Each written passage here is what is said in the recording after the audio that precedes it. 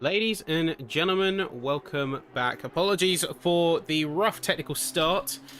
We had a little bit of a back-end issue. I won't go into it here, but there was a blue screen of death involved. Safe to say we are now trackside, and we thank you all for your patience. You join us just in time, of course, for none other than Watkins Glen. 13 and a half minutes, and we have ourselves the finale round here of the season. We're jumping straight into qualifying, folks.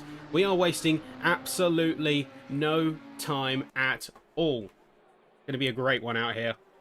I can already tell. Watkins is a track that I personally have a lot of favour in. I think the bus stop in particular can produce some great moments of racing heading out into the first sector, as we're on board right now with Jimmy Engdahl to prove. He's currently third in the championship for the gold group, for the gold class, 246 points, and trailing a little bit from Liam Blom's 279 as his teammate, but Liam Blom, even with 10 points of penalties, is still far and away the leader of this championship for this group. It's quite insane to see.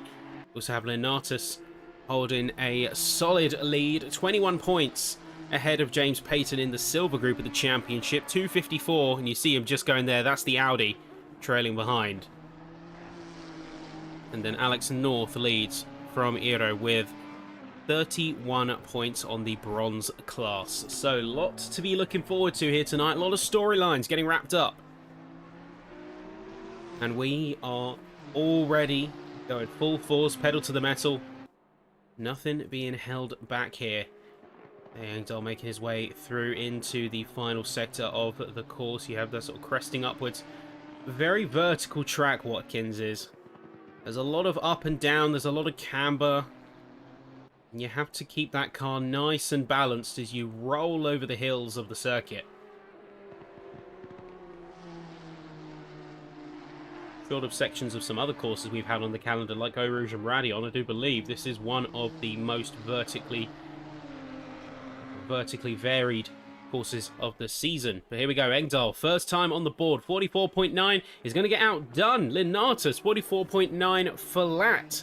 Half a tenth of a second faster. Johan Larsson making his way through now, 44.365, as there's more cars coming through. Björklund, Patrick Larsson, Dave Marsh, Chris Wilson, just to name a few. Jump forward with Peter Smith quickly as he's making his way.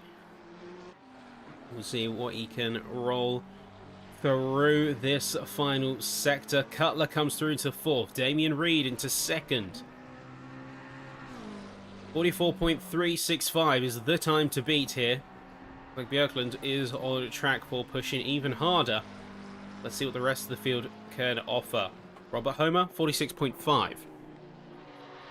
Here comes Smith, who we're on board with now. Mark Hughes is across. Peter Smith, 46.4.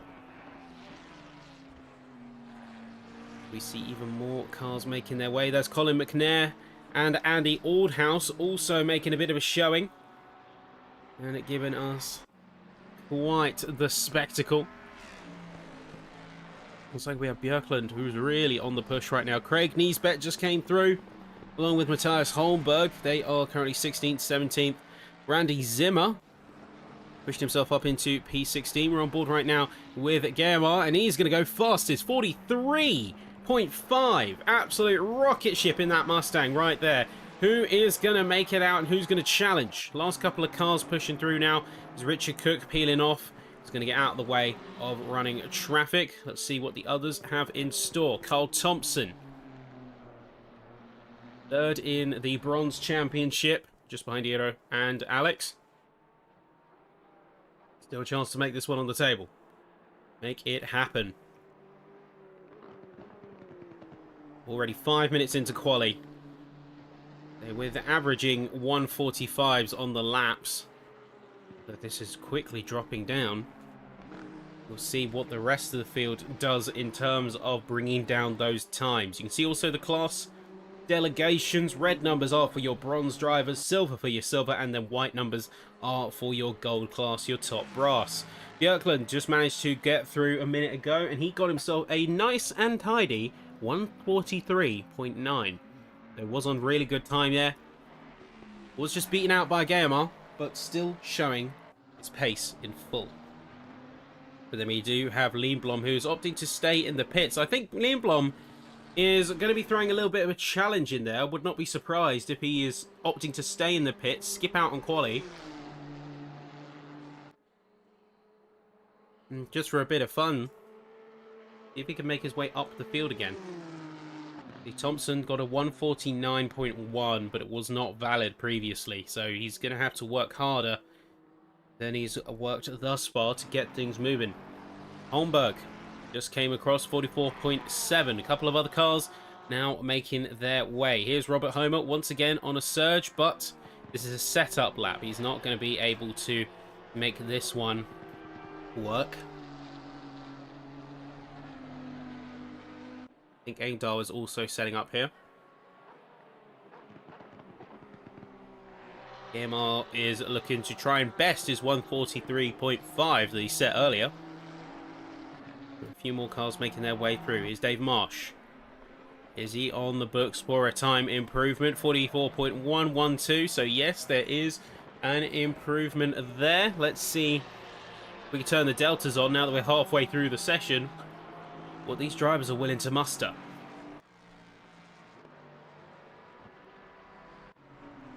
Björklund has just pipped NMR by 1/100th of a second right here. But NMR's not going to let that one go. You can see 1/10 of a second up.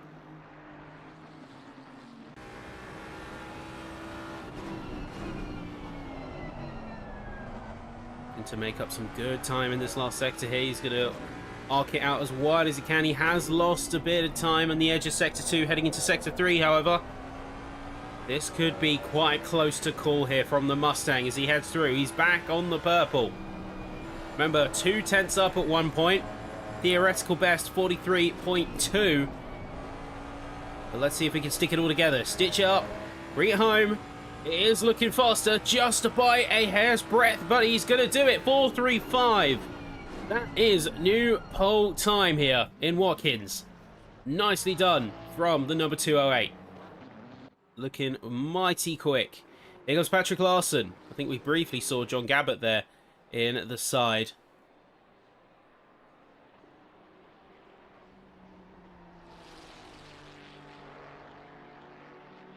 Let's see what Larson can do. Coming through, 44.8.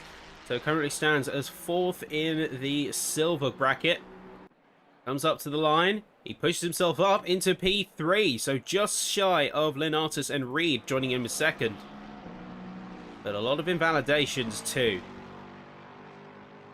We did just have Richard Cook come in and displace Larson out of the 3rd spot. Push him into 4th as he's just made a neat and tidy 0.472.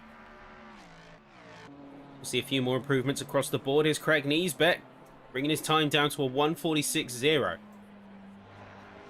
And that is going to be, I believe, 4th in the bronze bracket.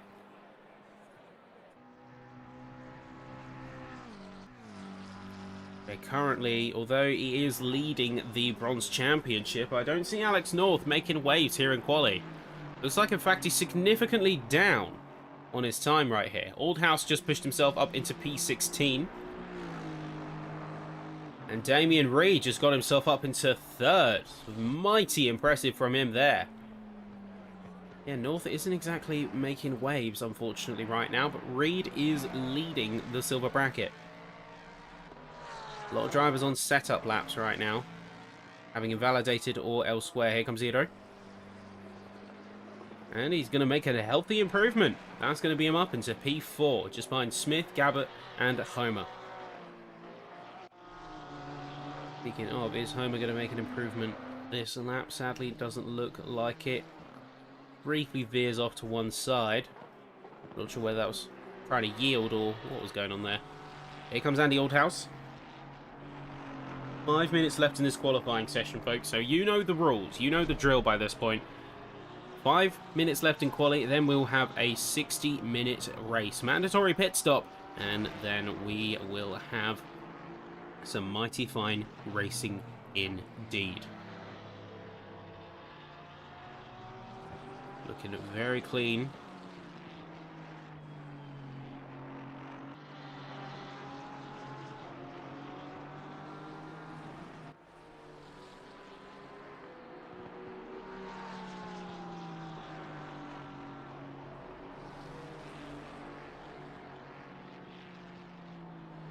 unfortunate for Old House.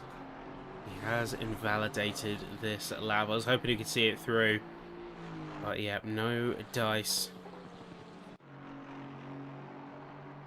Meanwhile, Alex North, someone we were just commenting about in terms of not bringing home the best qualities right now, he's making an improvement. Let's see what he got on the table. 46.8 down to a 46.4. So he is going to jump a couple of places. It's still only 7th in the bracket. Not quite enough yet, but it's a start. It's an improvement. And that is something he needs. Oh, excuse me, folks. Pick up out of nowhere. Oldhouse could be onto more momentum. He flubbed his last lap, but use those learnings, use those teachings.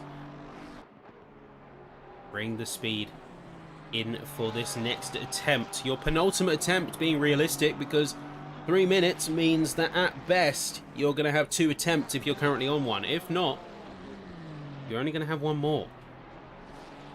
It's looking nice and sunny here in Watkins. 30 degrees track surface temp, 23 degrees ambient.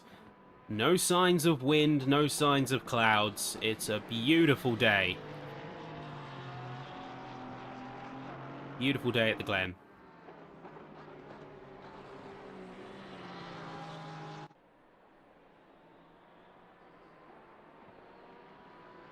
Yeah, here comes the Porsche.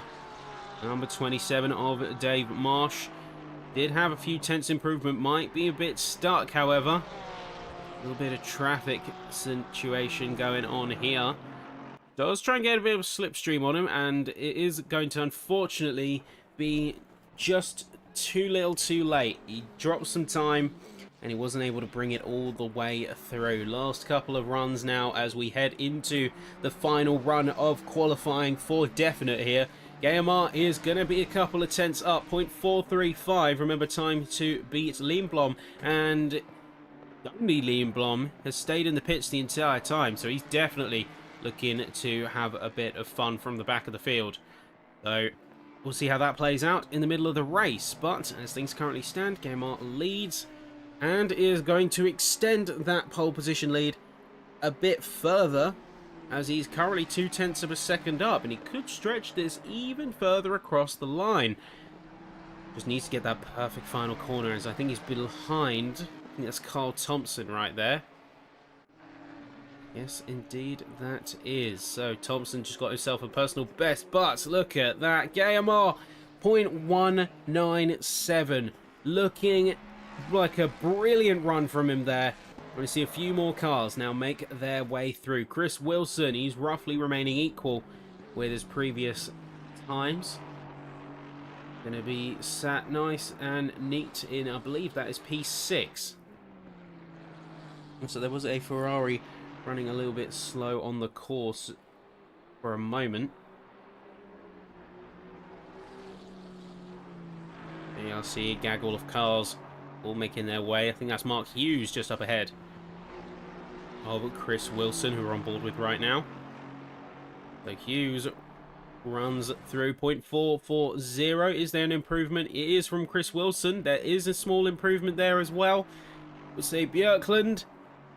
Will he be able to get something on the books? Bruce Hopkins jumps up into P21. Qualifying has officially come to an end, folks, so these are the last runs. Last couple of moments here. So Björklund across the line, 43.512, and it's 15 milliseconds shy from getting that golden time. Cutler has invalidated his lap, so he's going to be peeling into the pits. Linatus has a chance to go for gold here, go for broke. 0.447, and he is a 10th up in that Audi. Let's see, can he connect it together? Final corner now.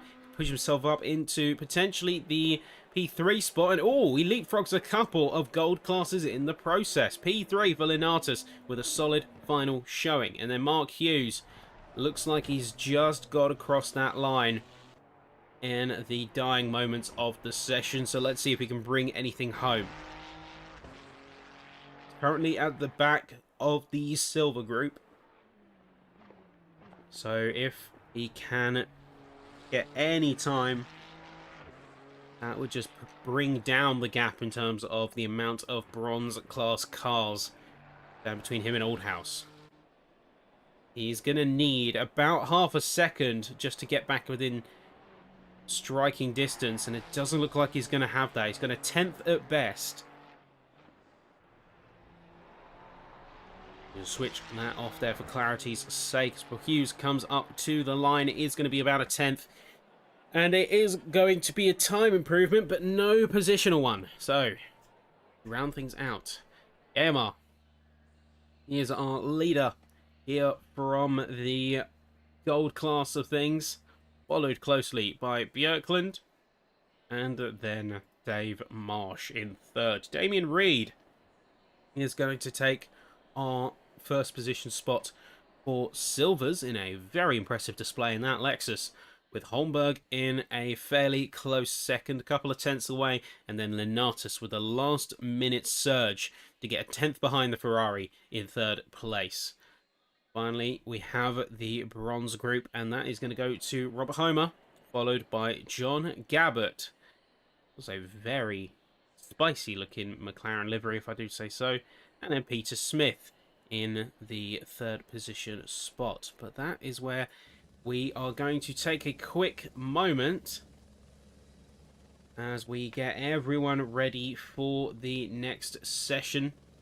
Everybody is now getting themselves shipshape. And once we tick over to the grid for the formation lap, we will start our grid walks and we will get things running nice and pretty. We'll see what the field has to offer, but I do want to say it has been a brilliant privilege to be able to com this season. It has been a great privilege. Now, I may sound like as if I'm going anywhere. I am not going anywhere. I do have every intention of sticking around for the next season, for Season 9. However, there will be a couple of changes here and there to the broadcast. And we will see how that manifests when the time is right to show things off. But here we go.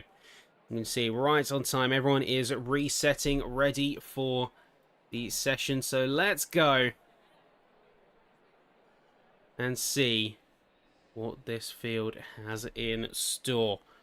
Grid walk is about to begin. Let's get things ready. Let's get it going.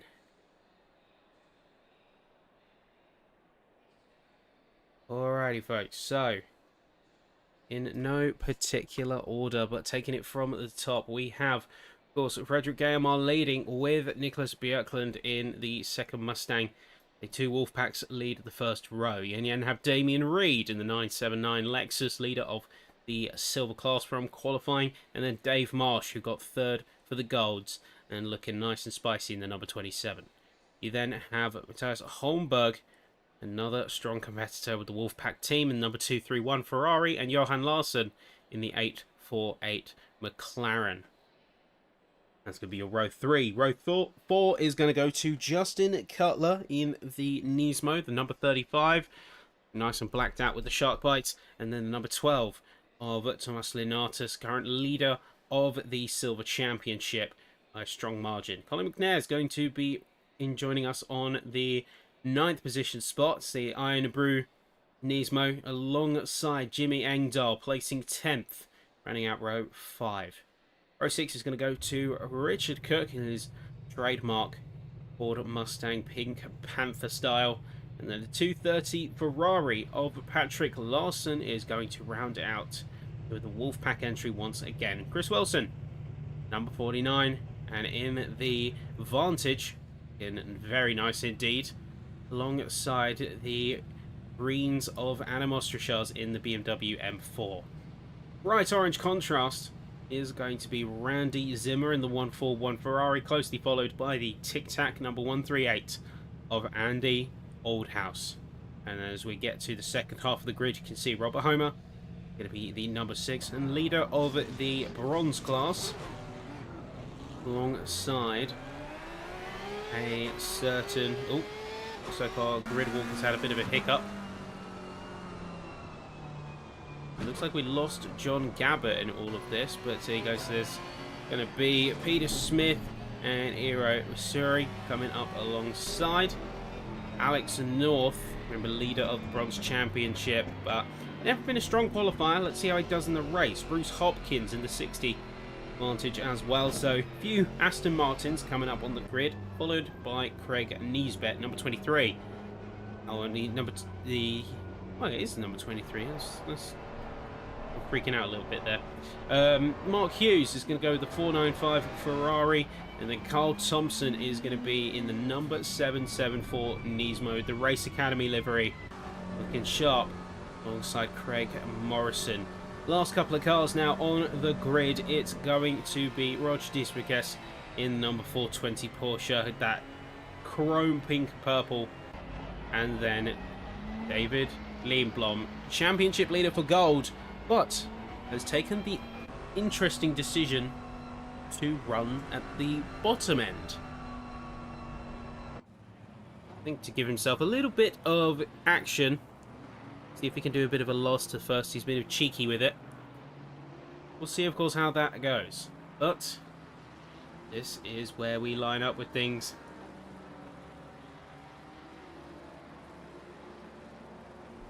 Now, I am super excited and looking forward to this, folks. It's going to be a great one. Now, I do want to make a bit of a correction from earlier. It is a slightly longer race. It is 1 hour 20 minutes. It is not 1 hour. And, as you can see there, as confirmed on the timings, we also have 2 pit stops that are scheduled for today. So, an additional strategic element. And I think, seeing as it's the last of the season, I think it's fair that we have a little bit of extra spice thrown in. We do mess around with the format a little bit. It's your finale. We can afford to go a little bit bigger. We can afford to cast the net out a bit wider here. There are a big stream of cars. It's a massive showing. It's 27 competitors out on the field right now. 27 competitors. 3 classes.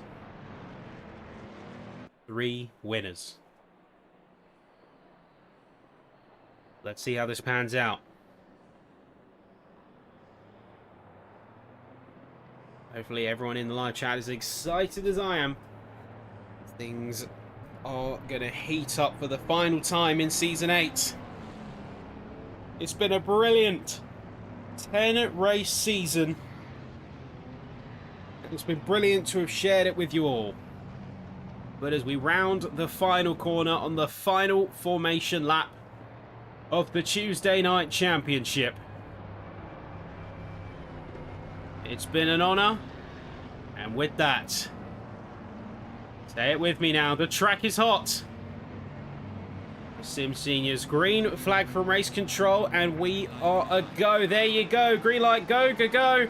It's time to go racing, and let's see what they can all do. Already right out the gate, Gambar, massive lead, massive gap on the other 2. Björklund on the defensive as Damien Reed's going to pick his nose in to the inside. Already going for a bit of a challenge there. There's 2, there's 3 wide, there's contact, there's chaos. Already erupting. Chaos erupts further down the track. I think my lungs just decided to absolutely peace out. They saw what was coming. They thought, nope, absolutely not. But not even half a lap in, not even a few corners in, and it's already gone into absolute mayhem. We're going to have to take a bit of a replay here and see exactly what happened, because there was a lot to dissect back there. So let's take it from the helicopter. We're going to take it a bit further back. This is going to be from Carl Thompson's perspective, so we have a bit of a window forward. So you had the Ferrari, and I think that was Engdahl getting a little bit involved there. Let's sort of peek forward on their splitter. You can see from his perspective, it's just cars getting spun left, right, having to dodge out the way and barely holding it all together. Beside McNair is looking wounded, seriously wounded. He's going to have to limp that thing into the pits. You can see he's already taken to the infield to make sure he's as far out of the way as possible, although that hasn't gone well. He's made contact with Holmberg. He's trying his best to stay out of the way. Yeah, as they've not gone well at all for some. So you can see the cars much further down the order as well, all sort of ailing from some of the contact.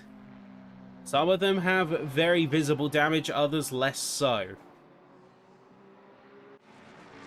But a few cars have managed to get away. Guillemot has managed to get the clean break, and he's been able to use it to his full potential, as he's already managed to gap himself out by quite a significant margin. You can see right there, he's already got 2 seconds on the competition. Zero is also actually having a bit of a fight with a couple of other cars too. He's sort of in the middle of this gaggle of cars. You see there is Carl Thompson, of course, narrowly avoiding doom earlier, as he's being challenged and held back by Justin Cutler. Is Alex North actually taken to the outside, as there was a bit of a space issue, we'll say.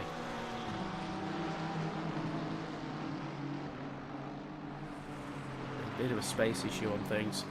Well, we have Johan Larsson as well, so we'll get things back up and running in full here.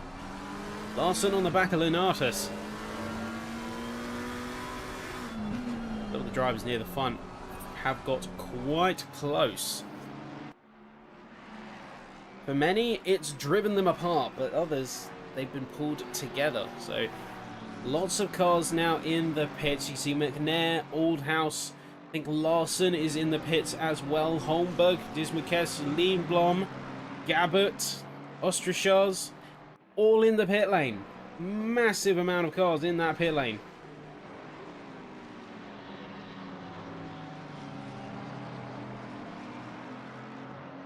That's got to be painful for them.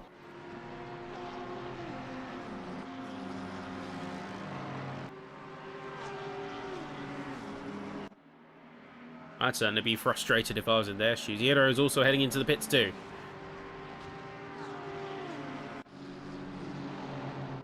See a little bit of back and forth fighting. Alex North and Carl Thompson have been a thorn on each other's side for a significant amount of time now already.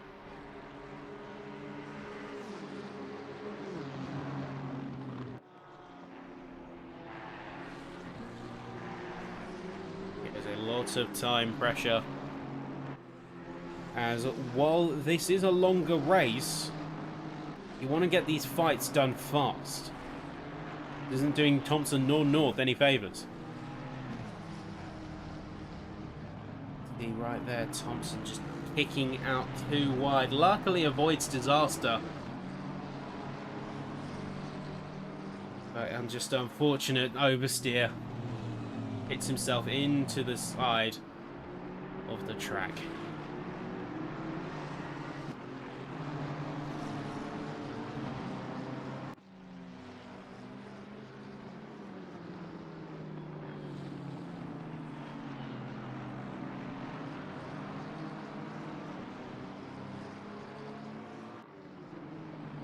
Good point has been raised though. This could still be salvageable for those who were involved in the collision. A heavy stint, this next stint, could be very deep running on the fuel. So they could basically fill the tank, go for a long one, and then be able to count it as a stint done in its own right. And they'll be able to basically pull themselves back.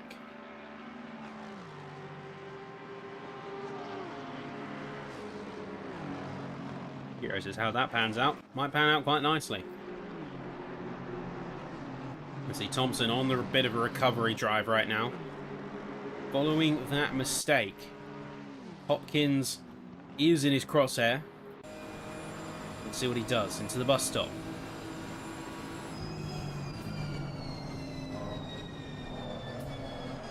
A little bit of a slide again for Thompson. Don't know how well he's binding with that Nismo right now. Look like he's got 100% confidence as he maybe like. Wilson and Cook as well. Going for a bit of a challenge on one another.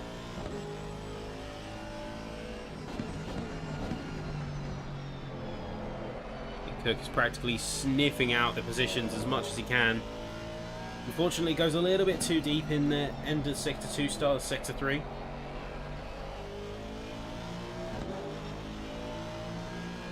Doesn't quite hold the proximity.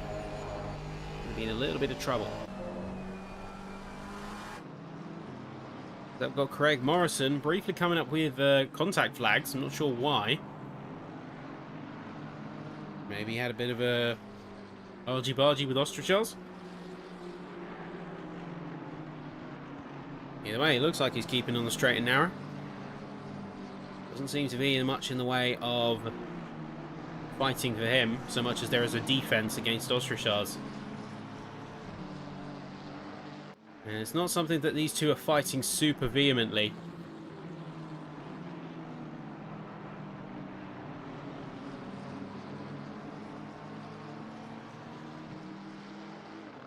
So we are running things a little bit different tonight. Extended race, 2 pit stops, no pit time limit. It's a change of the formula.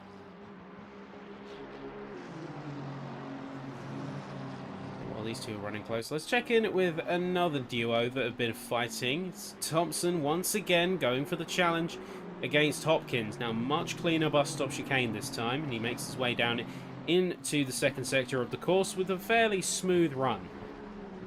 He just needs to keep that smoothness going all the way. That's going to be the difficult part here, I think, where he's maybe lost a bit of confidence in the car. Cannot afford to be pushing too much though.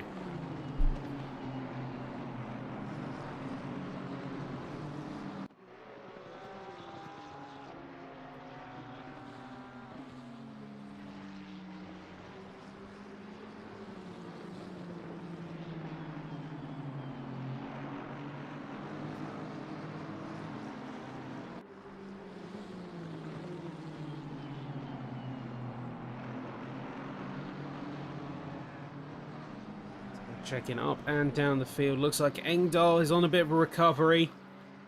And he's managing to make up a bit of time. Also check in with Lindblom, as he's made himself up to 22nd following the chaos that was earlier in the session.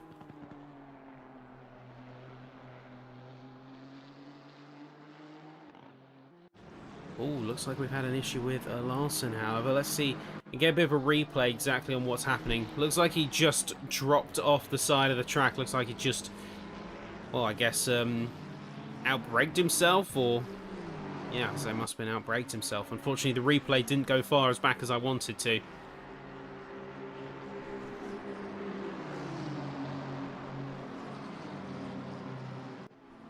Looks like Thompson's going for it, side by side into the chicane with Hopkins. Oh, not quite able to make it stick, but someone's had a bit of their own sort of torrid moment. There's Alex North. He's going to have to go all the way across the grass, rejoin at the very edge of the circuit. North having a very poor run out of that corner. I'm not sure if there was contact or if that was purely... that's purely just a sort of miscalculation.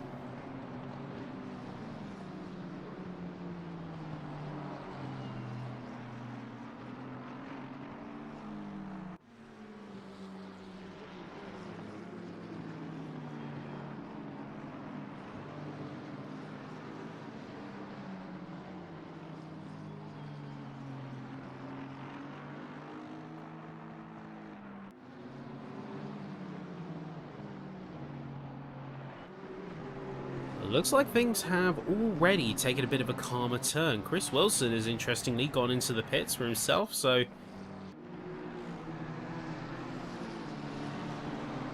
yes, the strategy is going to converge later in the race, but 10 minutes in so far, and we've had one major blowout for many, and then smaller, shorter moments between duos of drivers.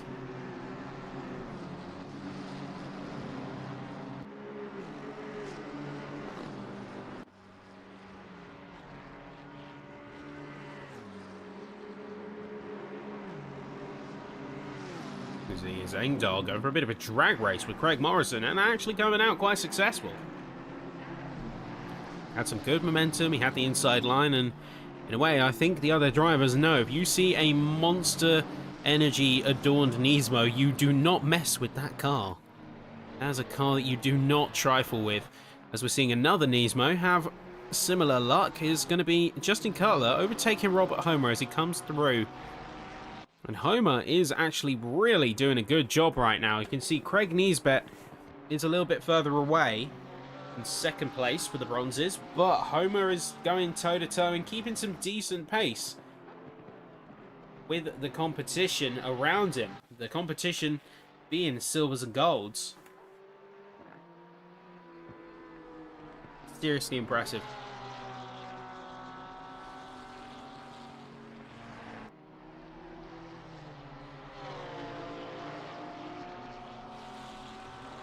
We'll check it around. We see Engdahl now going over an overtake on Thompson. Just make a quick work of that one.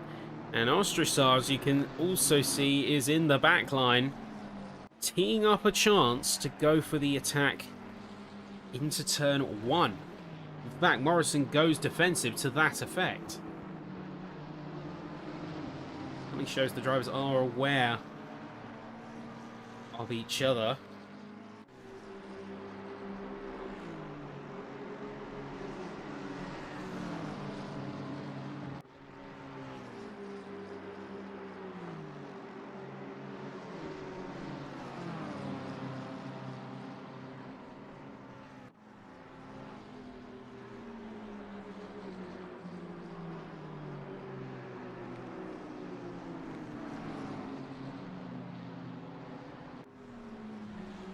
Ostracars and Morrison running quite close now. Here they go into the second sector. Bit of contact on the side of each other.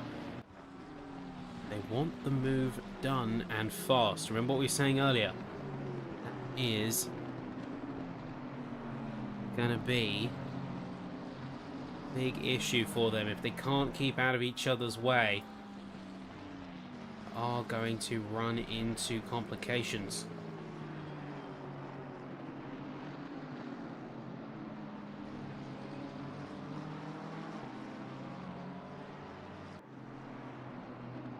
Just getting word as well that Wilson did get a stop and go 30 seconds, so that's why he was jumping in there. It was to serve such a penalty. Unfortunate for him, as he's now going to be coming back right down just ahead of Holmberg, but down in P24. Yes, a stop and go has been cleared from Wilson. Annoyingly, so they're trying to find a solution to this on the back end, but the broadcaster side doesn't actually get given the data for it.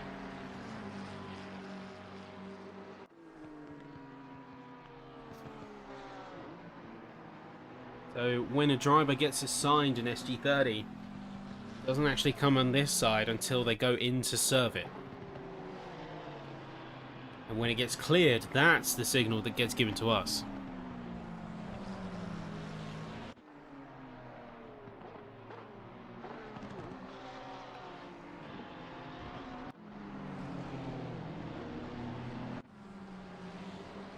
Ambi seems to have all the data. Oh, counting on you, my good sir, for regular updates. But here we go. We can see that there is a surge upwards. Liam Blom is now into the 20s. So P19. 43.787. So he's about 3/10 faster than Gayamar, who's got, keep in mind, 6-second lead on Björklund. Massive gap already being manifested by the leader. And yet that still is a few tenths shy of the times that Liam Blom is consistently setting. Gotta say, the pace of this Nismo is almost scary. It is a scary level of pace. We'll see right here, Johan Larsson down in speed 12, going very close to the back of Hughes. Niesbet is also going to be leading off of them. So we'll see if they converge. Heading into the bus stop chicane, could see them draw a little bit closer.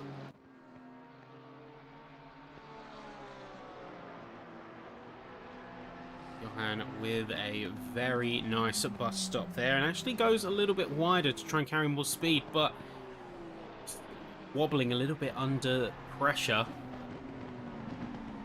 It wasn't able to keep the throttle consistently pinned. See the rear axle shaking.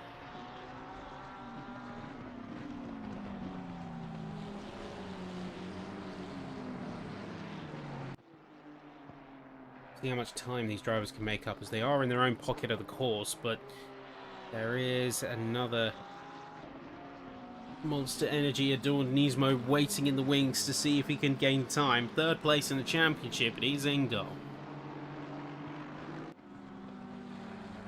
MLB in the second placer. Does have the chance to confirm it tonight, and I think that's very much what he intends to do. Confirm that spot.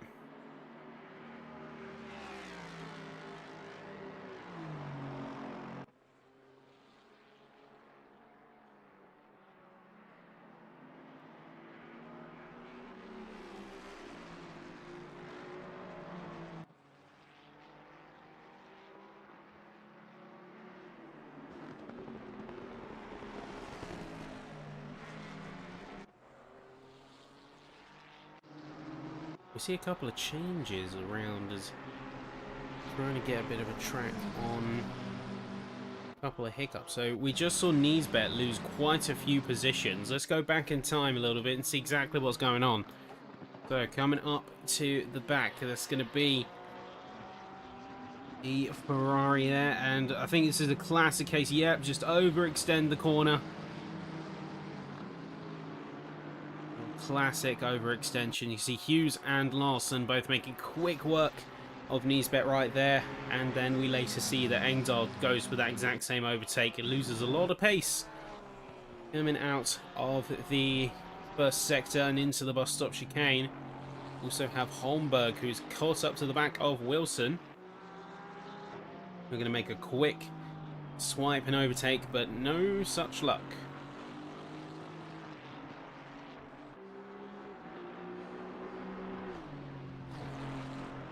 Mid-pack is running fairly close, but a reminder of where we currently stand, everyone. So we have Germar, Björklund and Marsh in the lead for the golds. Then that is going to be followed by Reed, Linatus and Cook, and then Homer, Niesbet and Hopkins. There's a few cars that need to be making up some time.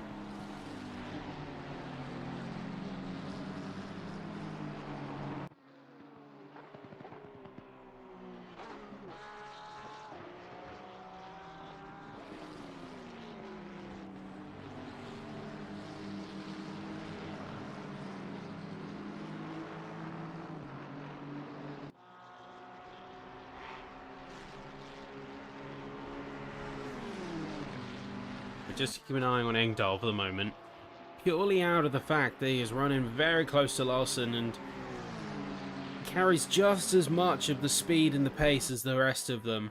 So you can see he gets boxed in. Oh no! Serious contact! That is Hughes basically getting boxed off and then pitted off the track. But he's going to limp his way through, but he catches on the back of Lindblom, who has to really slow down as he re-enters onto the racing line there. Big yikes. That's all I can really say to that. Hopefully he hasn't got too much persistent damage. Looks like he's fairly okay, but still, that looked like a pretty aggressive contact that would have resulted in that kind of spin.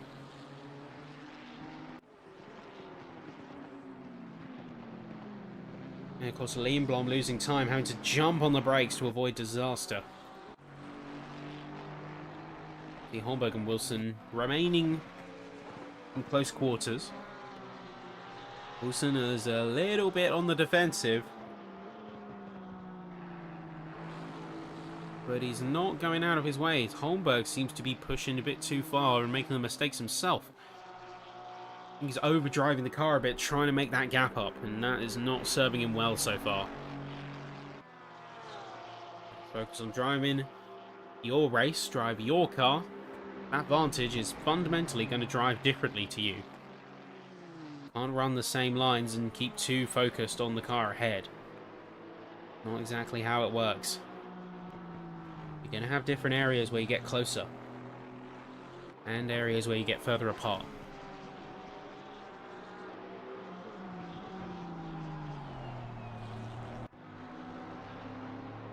Sticking with our second and third positions for the Silvers is going to be Cook and Lenatus right here.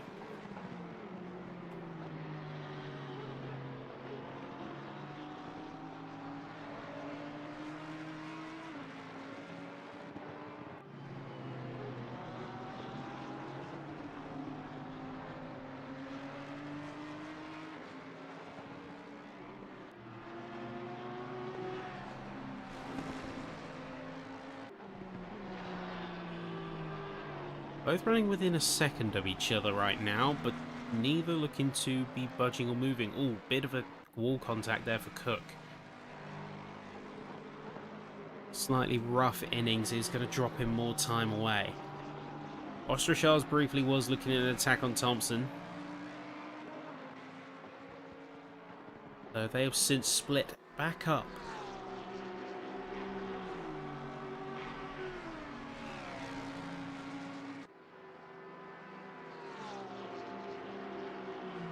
We are entering into the next sort of phase of the race. Now, remember, there's no pit time limit, folks, so there's a few different ways that you can play this. Now, you could play this as 2 standard stops. You can play this as a very heavy first stop and then a splash and dash. You can do vice versa. No pit time limit and 2 stops does make things a bit more interesting here. It is going to change the dynamic. And so while we have technically completed 25 minutes of racing now, the race has really only just begun. Peter Smith, John Gabbett. Wait, Gabbett is... the indicator briefly showed like he was resetting his pit timer, but he's firmly in there. He's firmly in there. No signs of coming out.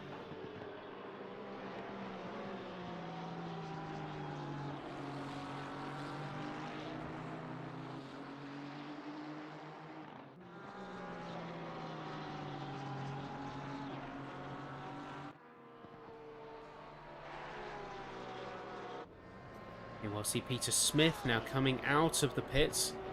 Looks like he's just going to be coming out behind this cohort of cars passing him by now. So that's North, among others, who are lapping at this stage. Hero is going to be just behind, actually. He's just managed to beat the Porsche. Caught a bit of a lucky break there. Hero's not going to let him go without a fight, as he's actually managed to get the speed out and get the move done before the bus stop chicane. Good move there from Hero. Porsche looking nice and planted.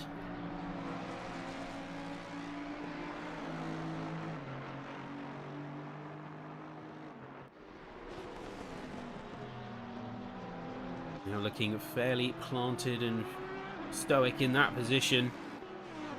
The interesting thing about the Porsche is it does like to take a little bit of slip. A little bit of slip angle.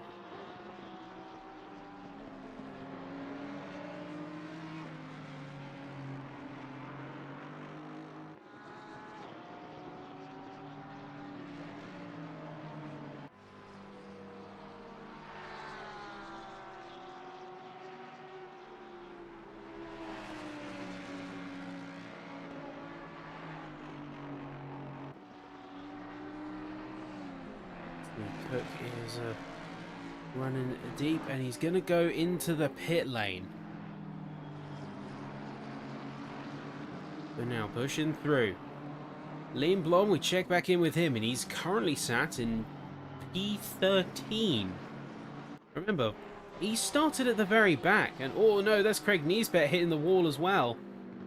He's going to drop some time. He's going to let that one go to Bruce Hopkins on the freebie.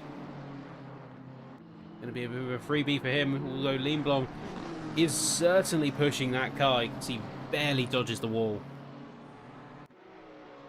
Things do take a bit of a turn, as there's also going to be Richie Cook and Randy Zimmer in the pits, meaning Lindblom is in the top 10 from the very back of the grid, now coming open on the single digits.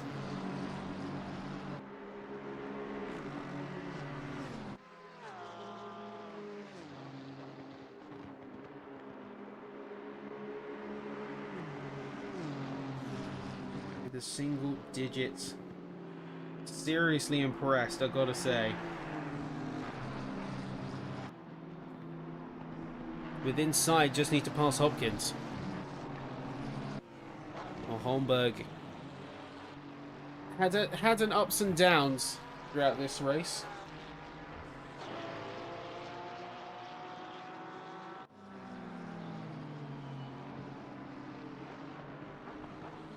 Had a couple of ups and downs, and Richard Cook has had the same, it seems like, as he's just slipped by. And Hopkins is now into 10th, Lindblom in 9th. Chaos has erupted as Niesbet has dropped another position. It's time to the BMW.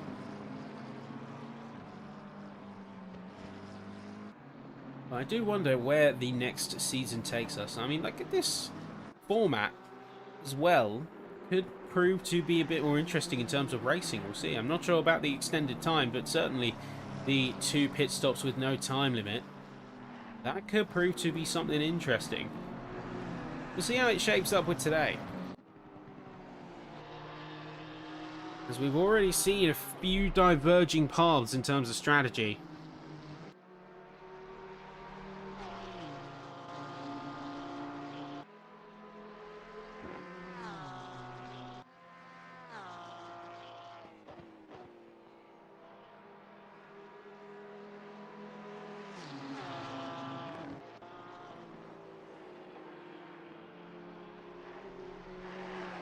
See, consistency is the name of the game here at Watkins.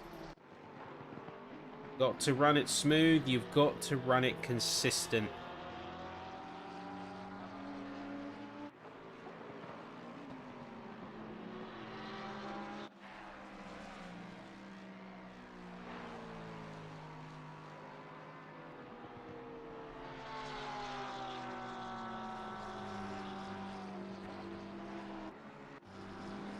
I do really hope that we get to see just as many drivers and just as many strong performances as we've seen throughout this season.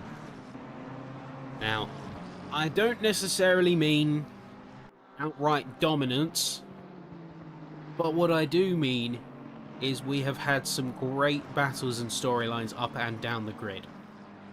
So that's the bit that I want to see as well, and see more of.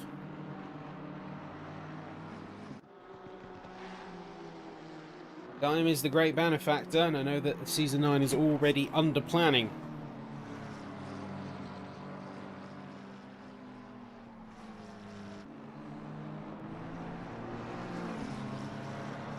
We can only wait and see.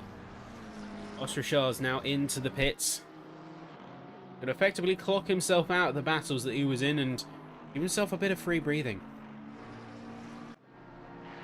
I think that's really what he wants right now, when so many other cars have separated themselves by at least 2 seconds.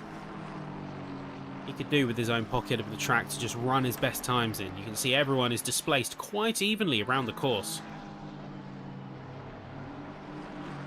Richard Cook and Ostrachar's being in the pits does mean they're most likely to come out in the heat of the track, though. That's the other thing. They may come out in the thick of it all. But we'll see who comes out where. Ostrachaz has made a fairly quick stop. Cook is in longer.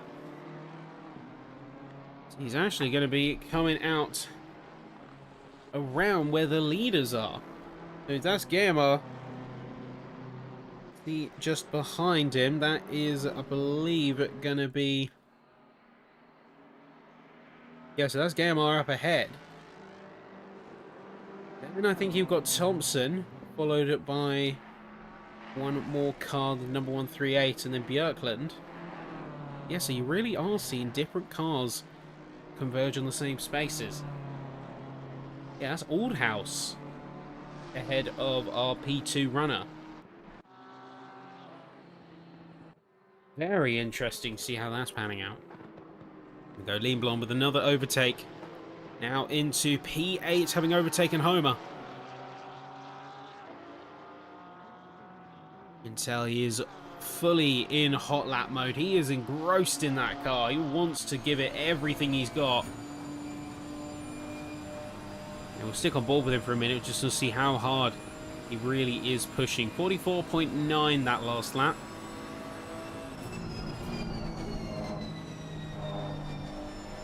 Still putting down some solid runs there. It's already half a second caught up to Jimmy Engdahl as he comes up to lap.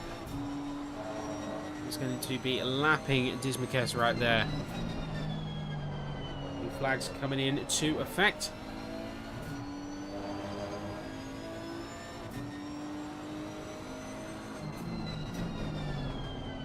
Sweeps his way through the course.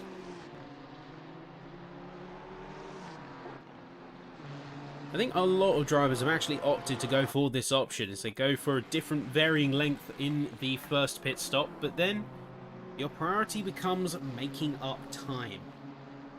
Run in your own pocket of the course and don't let yourself be disturbed by surrounding traffic.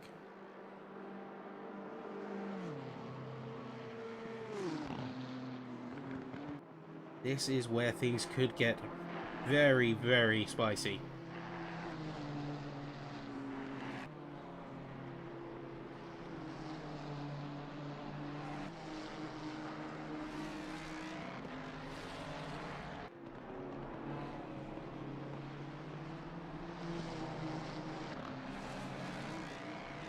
A bit rough there for Carl Thompson. He just bumps his way over the course.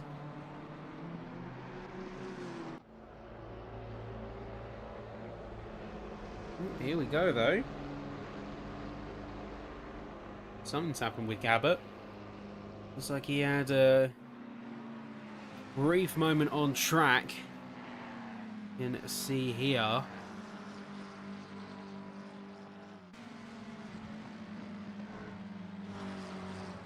Oh, but then looks like he's last minute decided to go back into the pits again. Johan Larsson is also now in the pit.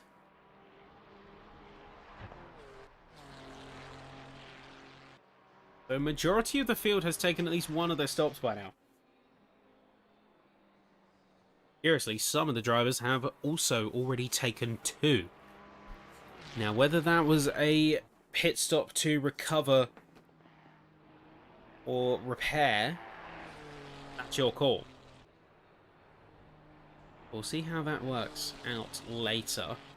As currently we have Ostrachaz, Gabbert and Wilson, along with Cook, having taken two stops. In fact, Wilson and Gabbert have taken three.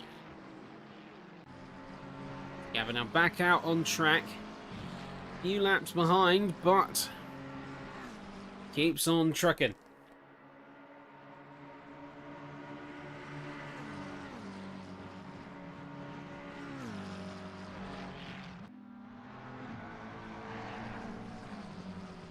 Things keep on moving for him. Unfortunately, goes too deep into the chicane.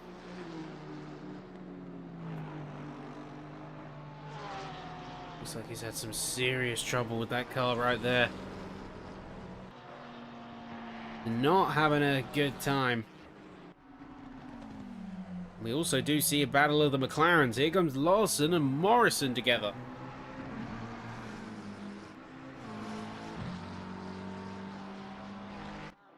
Two of them quickly charging forward.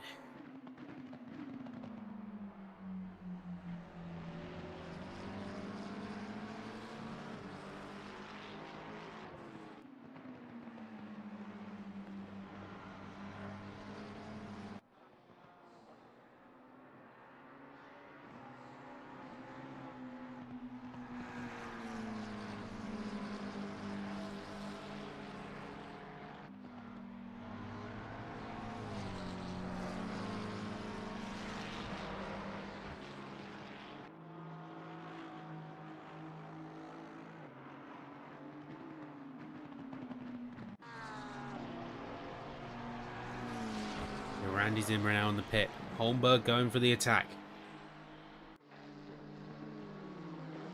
And this could actually be for the marbles this time, as Holmberg hasn't had the best track records with his on-track moves. And I got Peter Smith running a fairly normal line, but say Holmberg's narrow attack and good exit has served him well. He's managed to get it. Björklund also in the pits here. You're starting to see some of the leaders going in for their stops. We actually see that Lindblom is currently going for the attack and going on his teammate. There's going to be Engdahl there. He's sat in 4th. Geomar is in 6th. But are we actually seeing the last to first happening? Don't quite believe that we actually are seeing that last to first happening. Still have one more stop. So we'll see if the timings are going to be the factor that changes things. But here we go. Lindblom into 4th. Engdahl is close behind. Many others squabbling in the packs.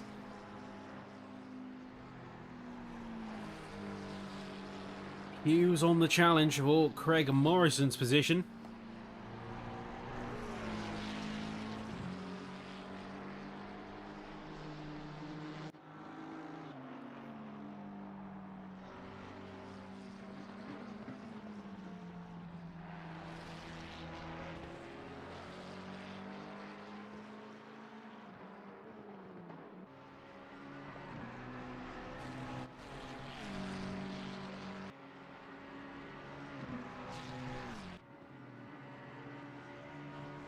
And Morrison are going to keep running close. We'll see what they do, but we've had a massive change up at the sharp end as we have multiple of our leaders in the pits.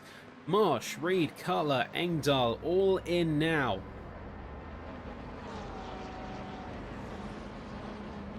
All running in there. Lindblom has taken the lead, owing to the pit stops of the others.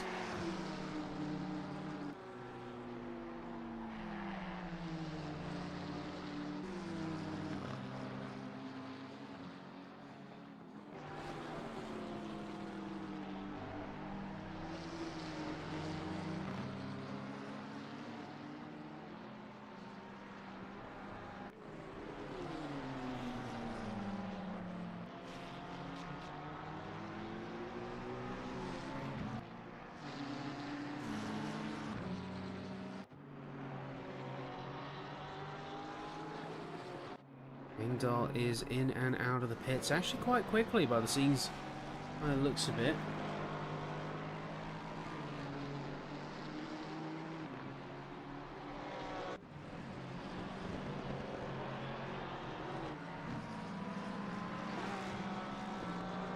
Give me 1 second.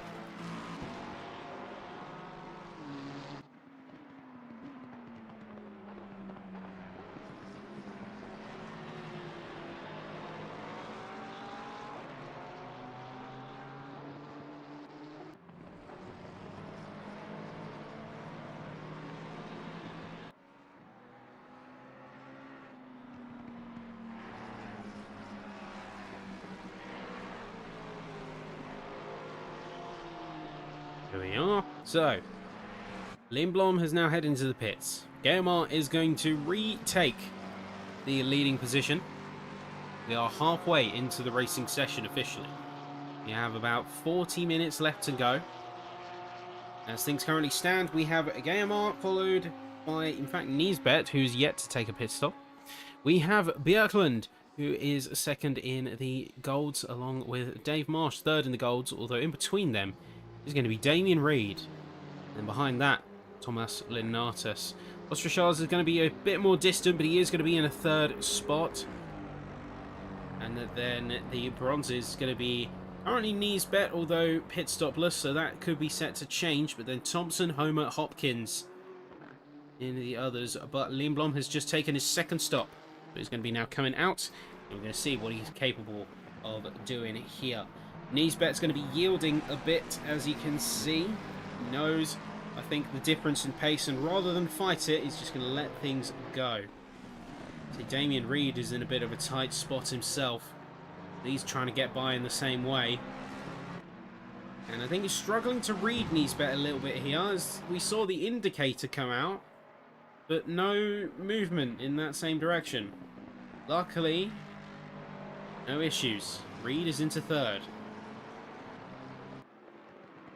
Reed is doing an immaculate job with the lead of the Silvers.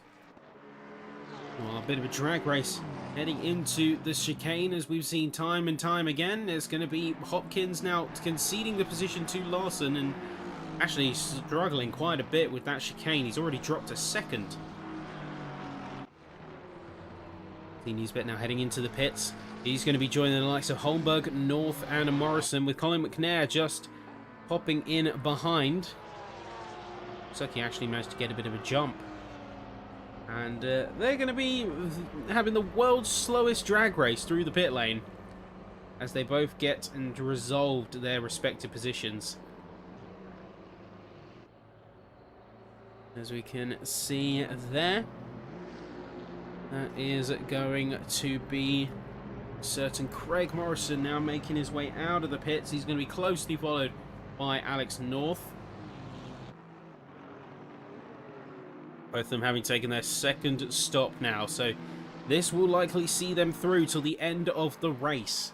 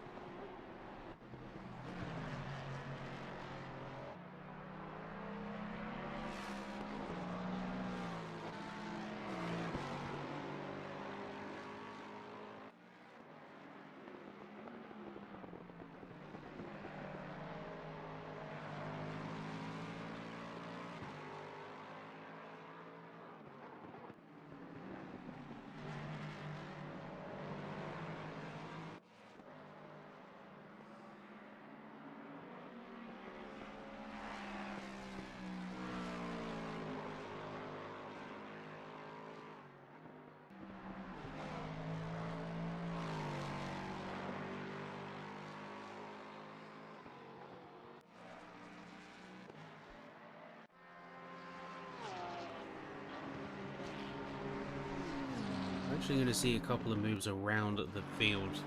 Just checking in with a couple of our drivers who we've seen be in close combat with other cars for a good amount of time. And one thing we're seeing is Holmberg continuing to put pressure down, this time on Morrison. And we also had Niesbet coming out of the pits and actually doing quite well for himself in terms of position, putting down a bit of pressure on Engdahl, of all people. So despite the disparity in speed, still can show a bit of pressure.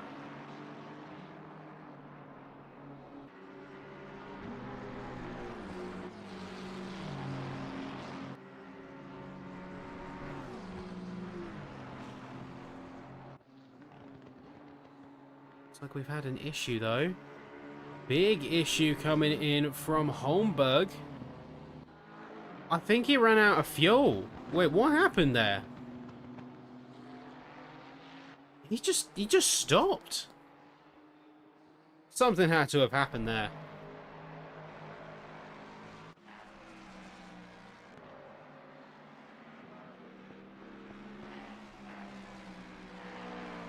Yeah, we'll have to see what happens, but we just stopped on track in the center.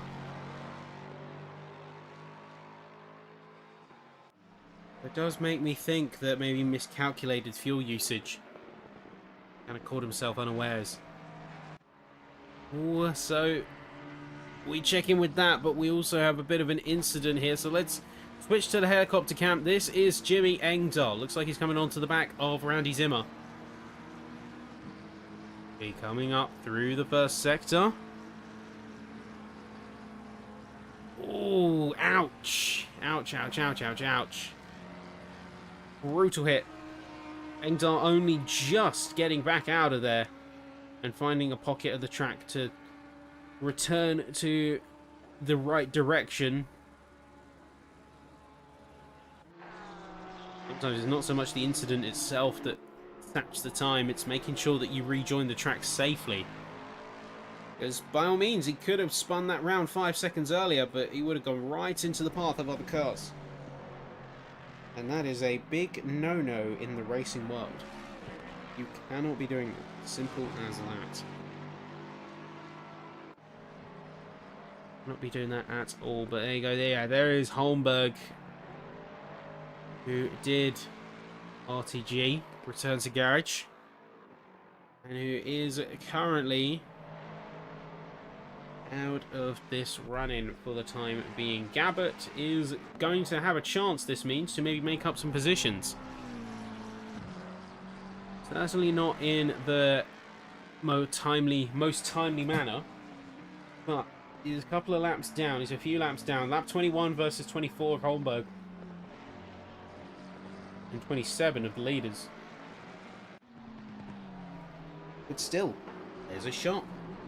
There's a shot, there's a chance.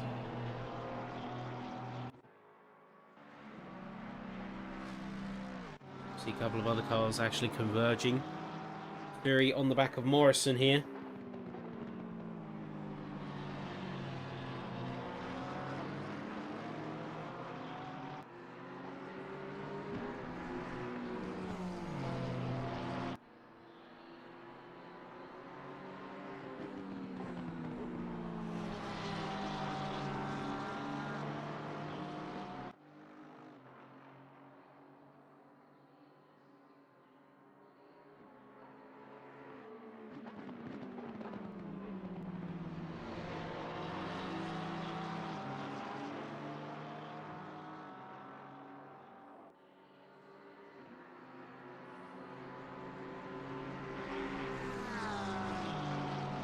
Keeping eyes firmly trained.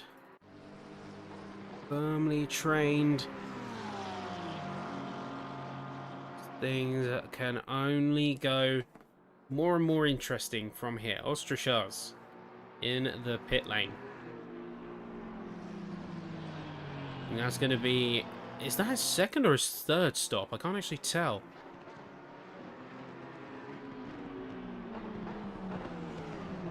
I'm struggling to actually tell right now whether that is second or third. I mean, we are on our final 30 minutes here. Ostrachaz soon to come out, I imagine. See Peter Smith now heading in. Holmberg remains in the pit lane and looks like he is going to be there for the foreseeable future. It's now been 4 minutes. Ostrachaz, that was his third stop. Maybe miscalculations. Either way, it's going to be difficult to pull back from. Rog is going to be getting ahead along with Chris Wilson of Peter Smith as he's in the pits.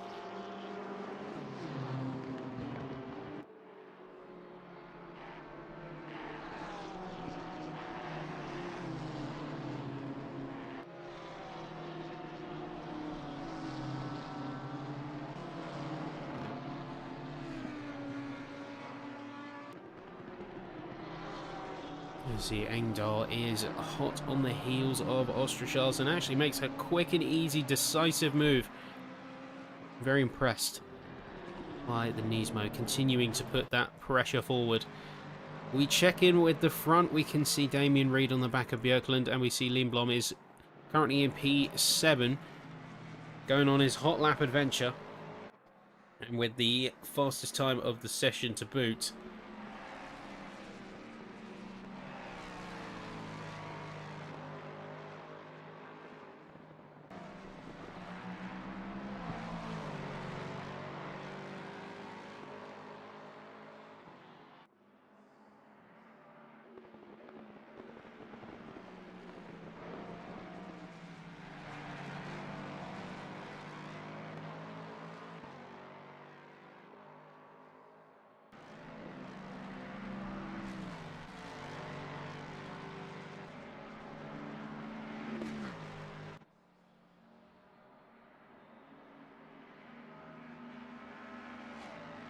See, here we go. Here goes Damien Reed. He's been teeing up this move for a little bit now, but here goes on Björklund into the bus stop chicane. He's got a nice line through there. Very smooth and quite impressive, I gotta say. We're also going to check in with a bit of a moment as we are going to check around Randy Zimmer. Randy Zimmer goes narrow, brakes early, blue flag, but loses control, slams into the concrete barriers. Ouch, indeed. He's going to be feeling that one in the morning. We did, in fact, completely lose Randy Zimmer, so that is going to be his disconnection. We also lost John Gabbert, so we're not going to be seeing him back on track, unfortunately. That rough early innings.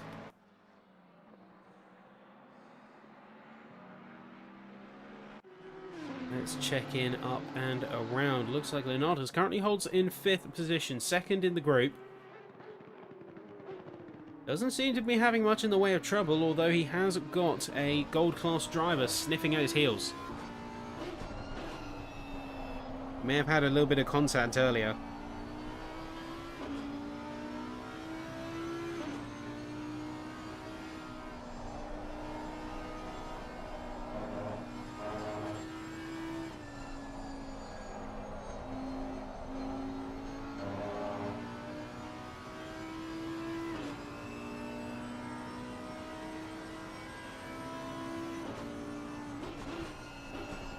He's got no much trouble anymore as Cutler has headed into the pits.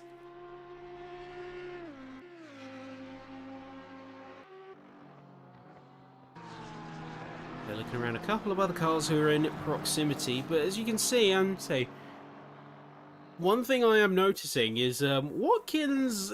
There's a lot of space on Watkins, and maybe it's not quite having as much of a close quarters racing experience as one may have thought at the start. There are 25 drivers, technically 24, considering Holmberg has been in the pits for about 9 minutes and has no intentions of coming out. 24 cars, all quite widely spaced. 25 minutes to go. Most strategic options exhausted.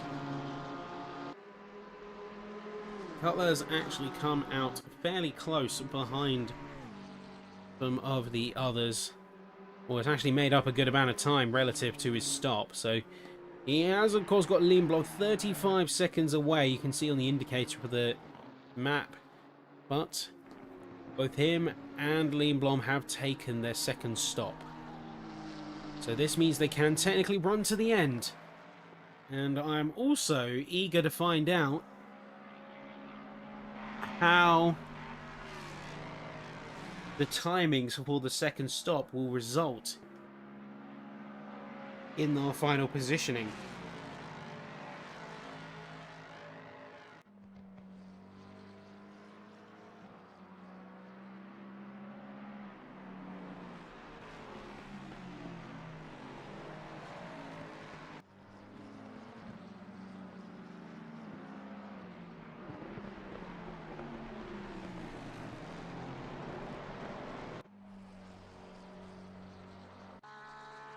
You check in with a couple of others.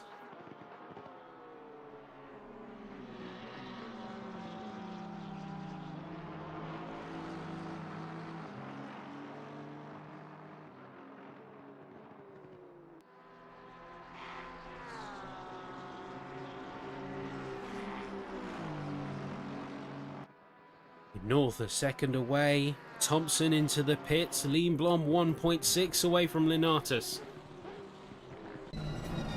Let's see if he's able to chase down the Audi.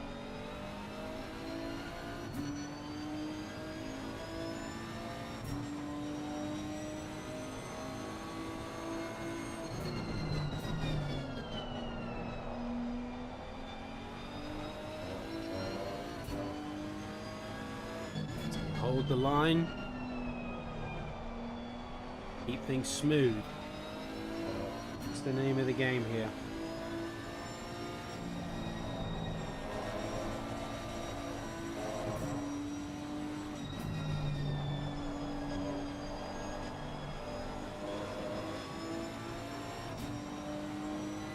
You see Lindblom has made up a bit of time here. Well, we'll see how Linatus reacts. If he's going to put up a bit of a fight, if he'll put up the walls, or what will we do?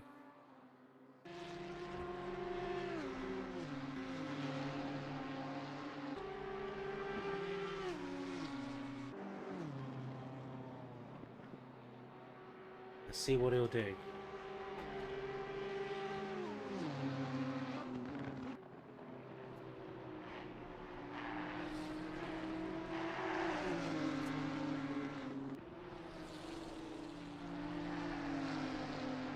So Lindblom going into the second sector. He peels to the left. Takes the apex of the corner. Linatus keeps it gripped up all the way through. Little bit of a tail wiggle. He's going to tuck him behind. So good, solid fight. Brief, but shows both the racing respect and also just the pace that can be wielded.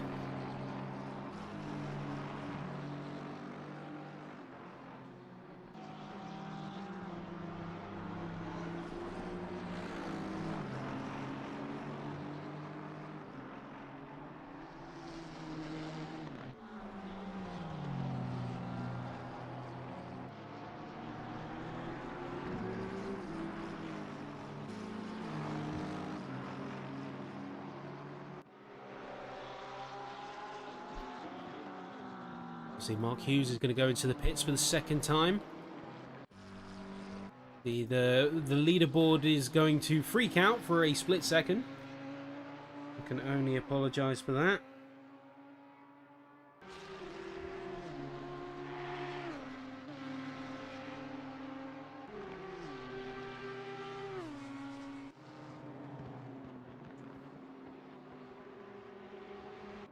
Checking with Carl Thompson as well. You can see things have taken an interesting turn. He's on the back of Ostrachaz.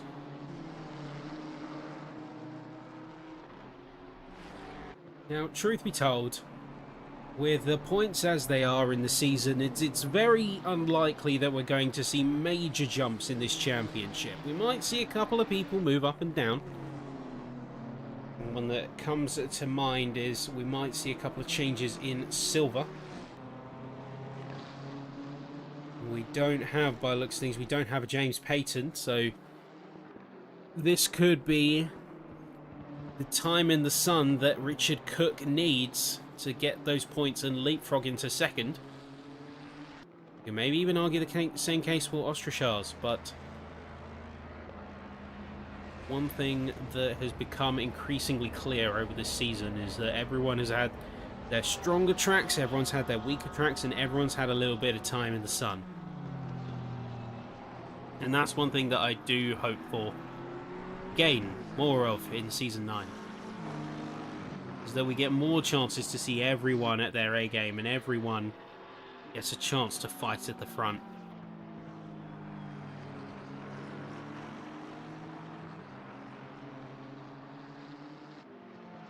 But all the drivers to really show their potential. I mean, we've seen late surges from certain drivers as well.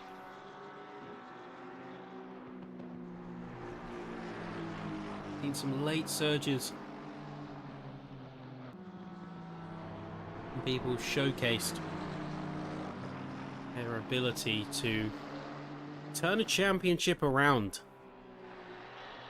And even if not, fight to the very top and the bitter end. Don't they have what it takes to really give us some exciting running?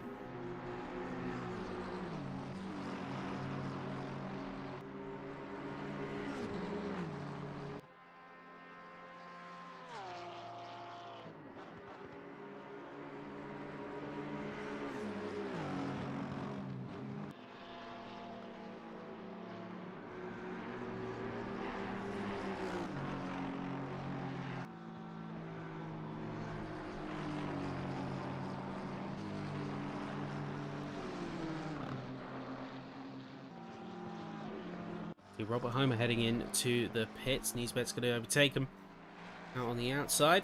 Alex North is within half a second of Craig Morrison. Let's check in with him.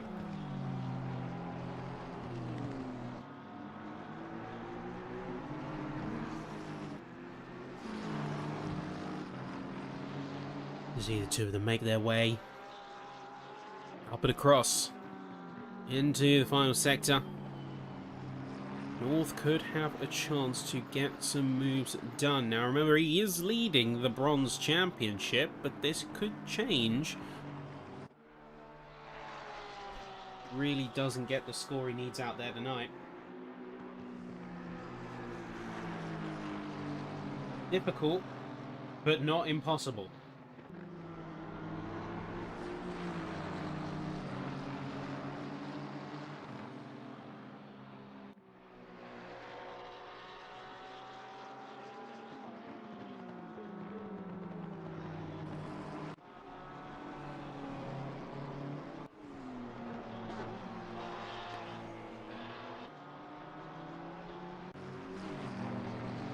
See a push from a few cars now,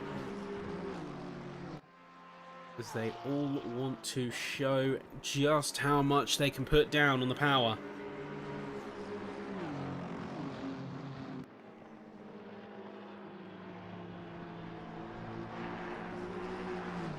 And North has actually dropped a bit of time to Morrison. So it's not looking too good for him, but in the other side of the fence, Robert Homer, he could stand to gain from just tailing and trying his best to keep up.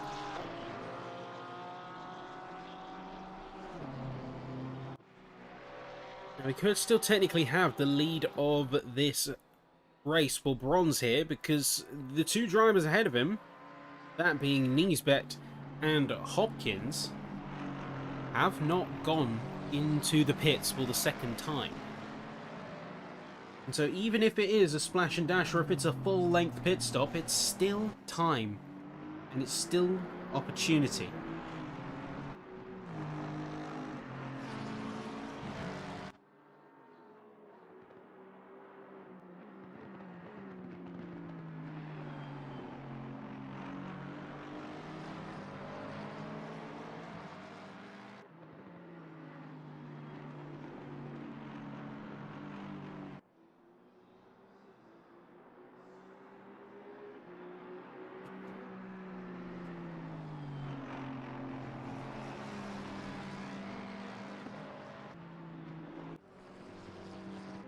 This is the difficult part of the race and the commentary, because everyone's found a gap. Nobody is next to each other, and nobody's really got a chance to go for an attack. I mean, we're right on board here with Alex North, but this is the only real convergence we've had on the track. So here we go. He goes into the bus stop. He goes narrow, but brakes earlier. He doesn't actually get a chance to get the nose in.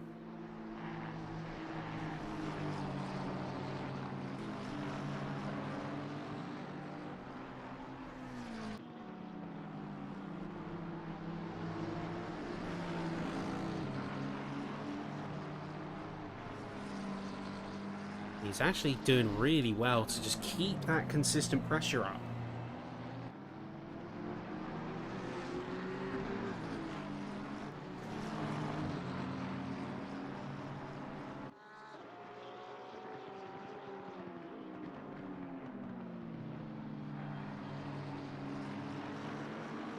This is what you want in a race like this. The ability to stay on the back.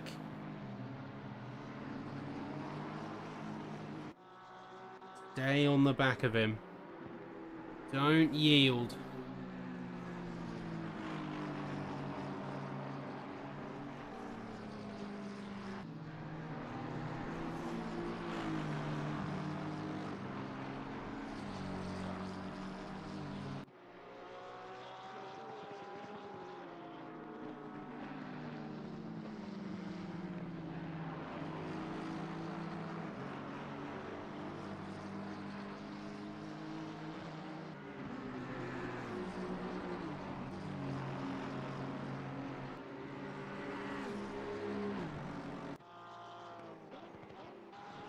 I'm trying to just resolve some of the gaps. I mean, we're looking at Niesbet right now. He's apparently got no gap to anyone.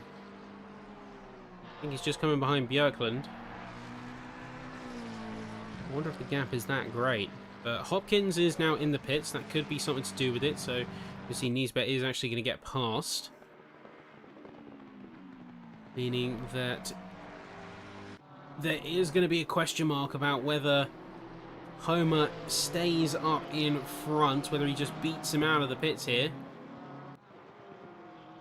See, there is an overtake done. That's going to be by Jimmy Engdahl. Oh, but Hopkins is actually ahead. Hopkins is ahead of Homer. This has changed the game. 11.5 minutes to go.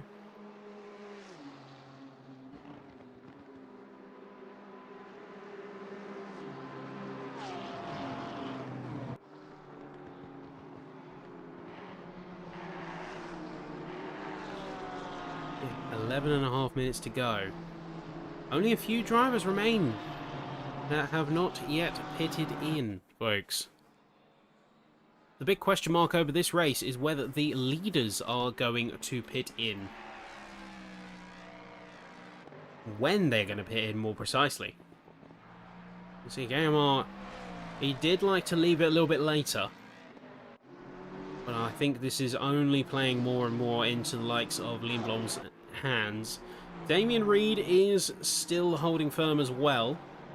He's got quite a sizable gap to the cars further up, but he has taken his second stop as well. Justin Cutler just crossing over the bus stop chicane. We're not really going to get a full accurate idea until said pit stops are completed, and they will be right at the end.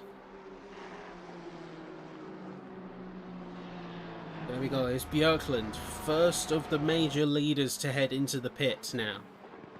Of this cohort anyway. Björklund's in, which means that the others could follow in fairly soon timing. Less than 10 minutes to go. Ostrachar's on the back of Hopkins. North on the back of Morrison.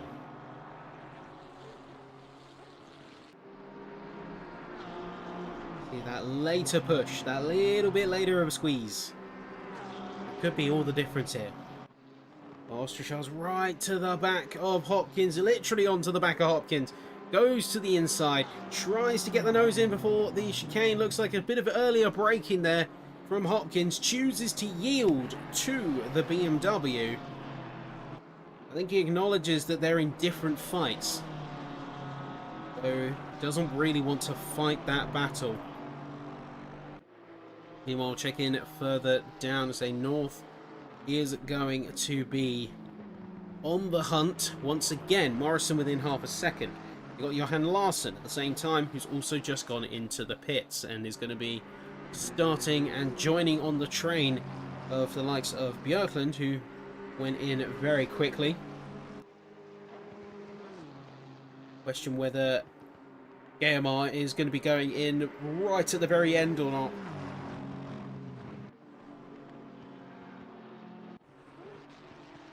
Vasilianatus, he's another one who's currently sat on one stop.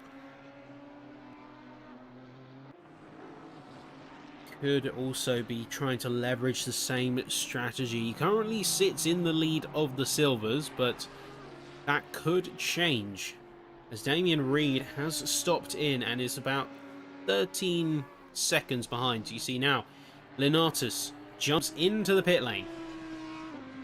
This is going to be his chance, and this is going to be his time where he chooses to go in. His other major target, Richard Cook. So Cook is going to be in his own pocket of the course, and I do think, to be perfectly honest with you, he's not going to be able to catch up. You see Reed already getting past. And could even see to put a bit of pressure down on Björklund.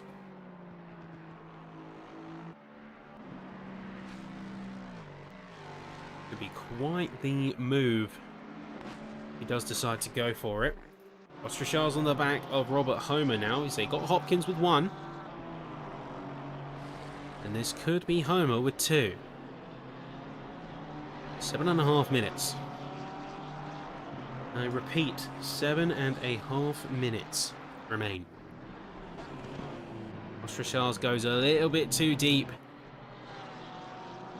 into that hairpin near the bottom of the hill. Now cresting back up, but he's lost about half a second time.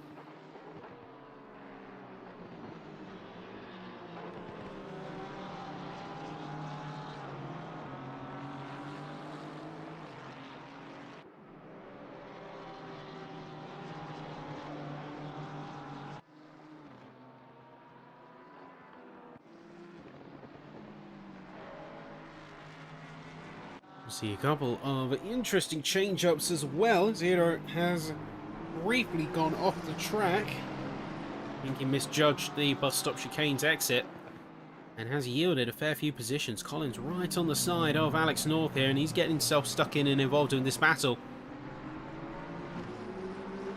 As of course he was wrapped up in the major chaos at the start of the race.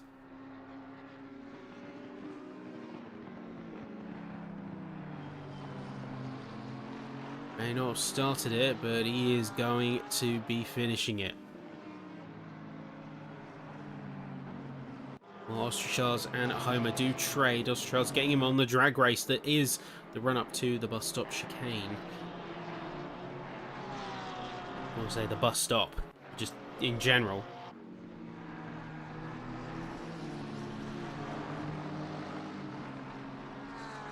McNair right onto the back of Morrison. You catch us at a bit of a more action-packed time as throughout a lot of this race, I'll be honest with you folks, it's not been the most exhilarating. We've had some moments, or we certainly had some moments at the start.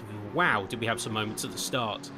But we had a sort of mid-period of the race where things were fairly cut and dry, and everyone was just running in their own pockets. But glad to see in the final stages that people are now coming back together. You can see Craig Niesbet is going to be heading into the pits now and is going to be the last of the bronze class cars to head in alongside Dave Marsh, meaning that only GMR remains. The last car to go in for the second. He is literally the last car, and he is going to be the litmus test for the timing. See, Marsh has been overtaken. Lindblom is now in second. So the big question mark that's floating and is over my head. See, Björklund is on the defensive from Damien Reed and really feeling the pressure right now. Now, the question on my mind right now is, will there be enough time between GMR and Lindblom for when he heads into the pits for him to stay ahead? You see, Damien Reed's not only putting pressure on Björklund, he's going for the overtake on Björklund. He really wants to prove himself as a gold class force heading into next season. Remember, folks, we do have, of course, the placement and things like that, but you also look at moments like these as like, can you fight with the best of them? If you're fighting and going toe-to-toe with the gold class, it stands to reason that you should be able to go in with them.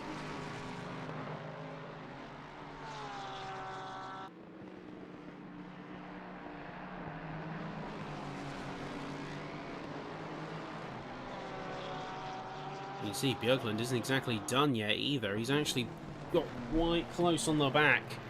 But here we go. GMR has now headed into the pits. Now, this is going to be the test. Let's check on board with Lindblom's POV.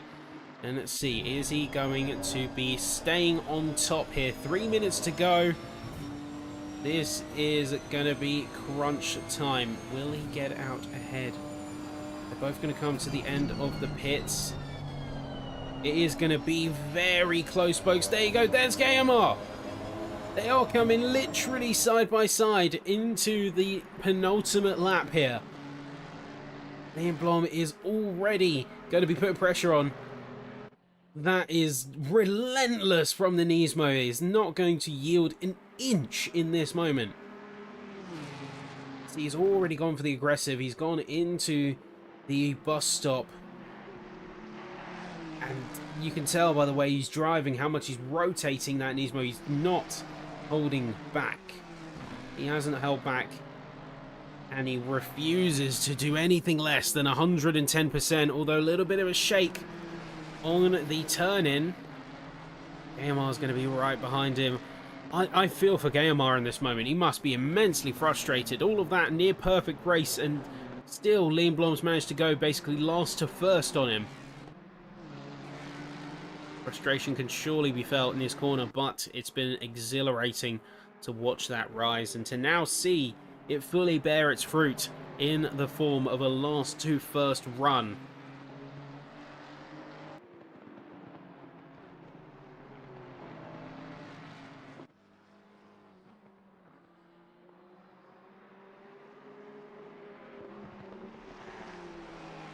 You see Gayamar is losing a little bit of time as Liam Blom is just extending that little bit further, pushing that little bit harder. And now we're on to the final lap of the race, folks. It's an odd sense of finality to it. And I'm not talking about just end of the race, but also where it comes to the end of the season, it feels a little bit different. It really does. Now, I might as well get the surprise and the announcement out of the way now that next season I do plan to return. However, it won't be me as an individual. It will be through a special or partnership. We'll call it partnership. More details will be revealed closer to the start of Season 9. But we will have more coverage, as you know and love it, with a few changes, with a few updates, and potentially different faces should it come to that. You never know.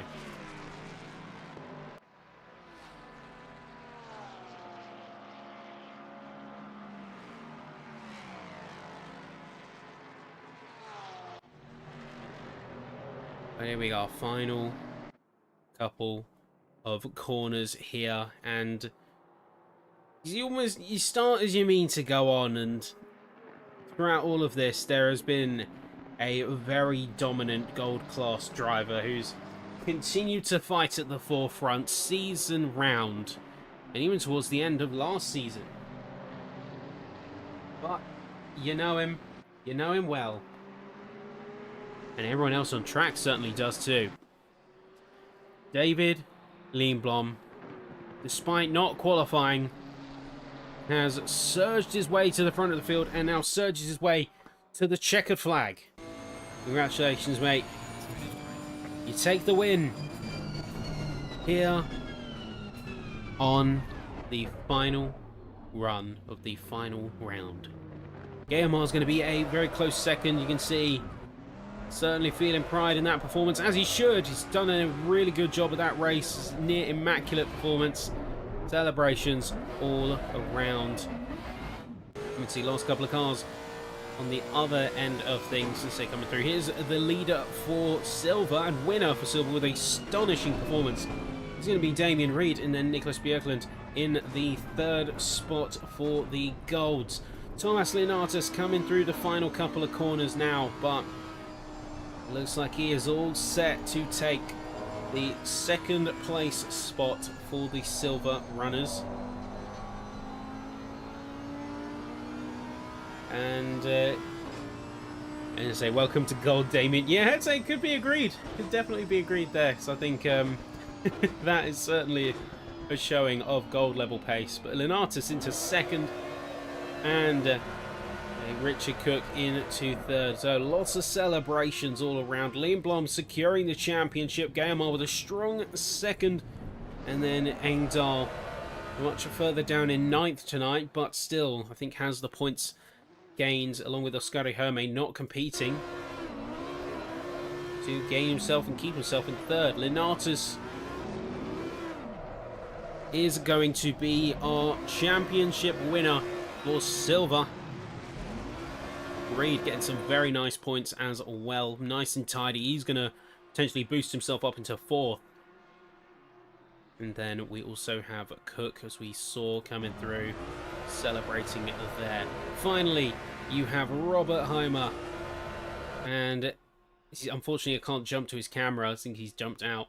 But Homer and then Thompson with Hopkins in 2nd. Great showing. Great showing by all. Now, so yeah, unfortunately, we won't have the full camera. Oh, that is completely bugged out, and I do apologise, folks. Yep, that is completely broken.